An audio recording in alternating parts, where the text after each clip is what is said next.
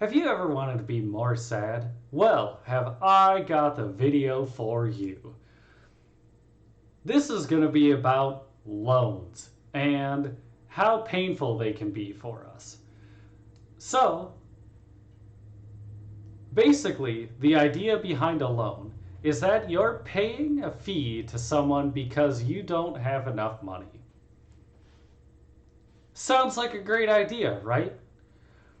But this is very common in the United States culture. You take out a car loan, right? You take out a mortgage. You may get personal or business loans. Uh, there's all student loans, I guess, is something that almost everyone is probably vaguely familiar with or intimately familiar with. So, the idea of being in debt in the United States is extremely common, and at some point, the vast majority of us have experienced that. If you happen to be one of the lucky ones who has not, I am taking donations on behalf of my wallet, and I will also give my cat a treat. So, basically, you're paying someone else because you don't have enough money to borrow money from them so that you can get something, is the idea of a loan, or pay off another loan, as it may be. So we are tricked in some ways into this by some societal, cultural pressures, as well as internal measures of success and failure. And I'm not going to go too far into the psychology of that for a few reasons. First, I am not a professional psychologist of any form. And the next is, it's even from my somewhat layperson's perspective, it is very complicated and even more sad than I warned you about right at the headline of this video. So I'm going to keep it a little bit simpler. So, one psychological thing that we are fooled by a little bit is looking at the monthly payment.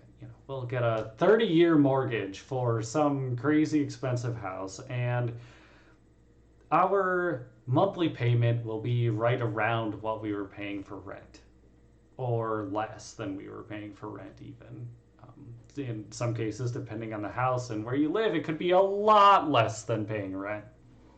But there are other things that come with that. For example, at the end of the term of that loan, how much money will you have actually spent versus the value of the house?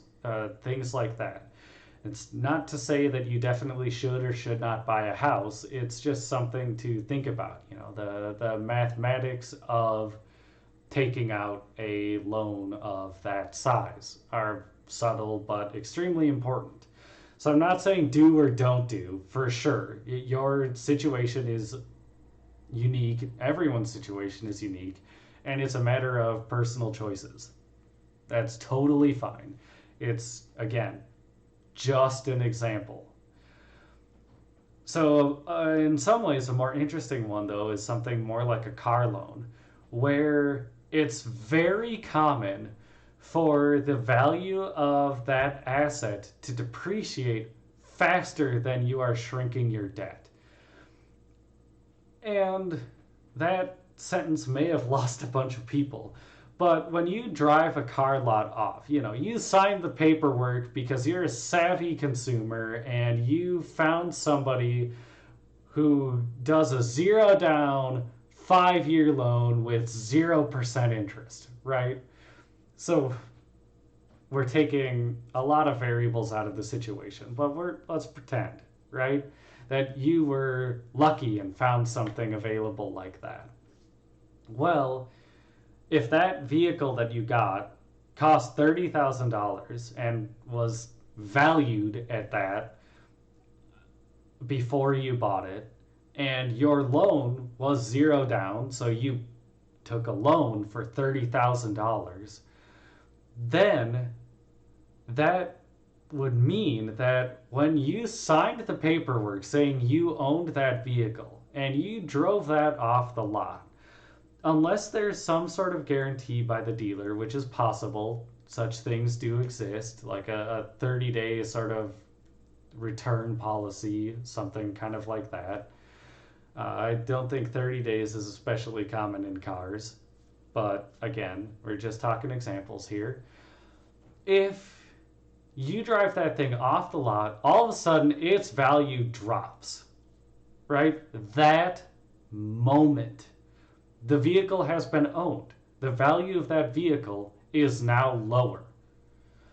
That drop, that initial drop, is going to outpace what you're paying down on that debt, right? You did zero down, 0% interest, 5 years in this hypothetical example, which means that you're paying off slowly and steadily over the course of 5 years.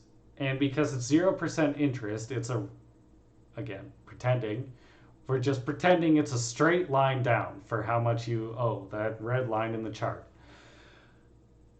That's not how cars depreciate. That thing loses a chunk of value right away. So for sure, no matter what car you buy in this hypothetical situation, you will owe more than that vehicle is worth for an amount of time early on in the loan. That is how it will work. I just threw out in the chart some totally sample numbers. Those aren't based on an actual car model or anything like that. It's just a sample to pictographically show what I'm talking about. And that is risky because if something happens to that car, you could be in some trouble, right?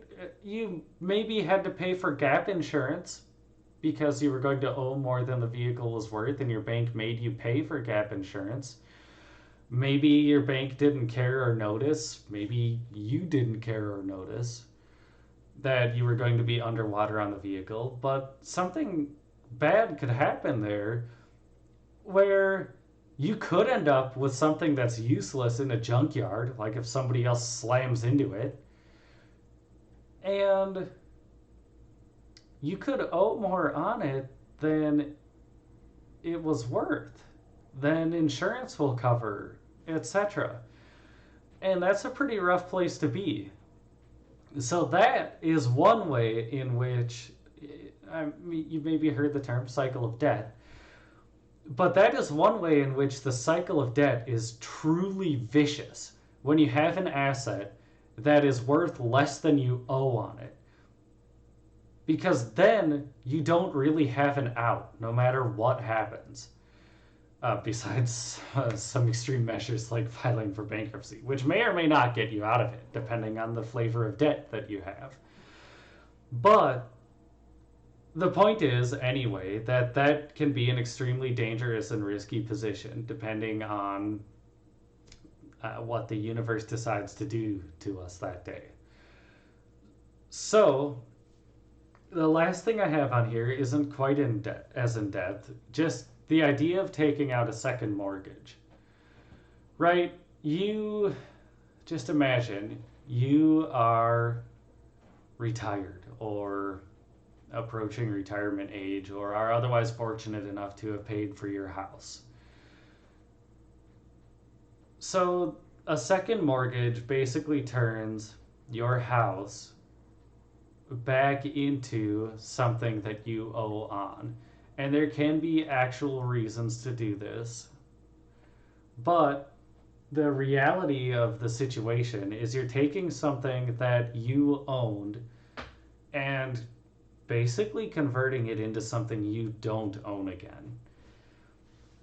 And that has become increasingly common over the years for a bunch of reasons that I'm not really qualified to talk about, so I'll spare you all. But that's another way in which you're just falling back into owing somebody else money. And again, as I talked about in the first sentence here, you are paying a fee when you owe money. You are paying a fee because you don't have enough money. it's just messed up. It's messed up that we have an entire society built around this. And again, way deeper than I'm aiming in this video. But hopefully this helped at least one person understand that depending on the context, avoiding debt can be extremely important.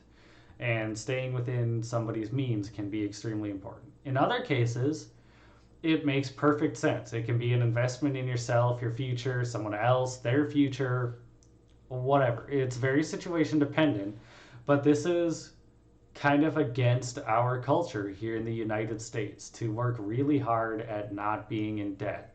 And it can be worth it. So, anyway, I will see you guys in the next one.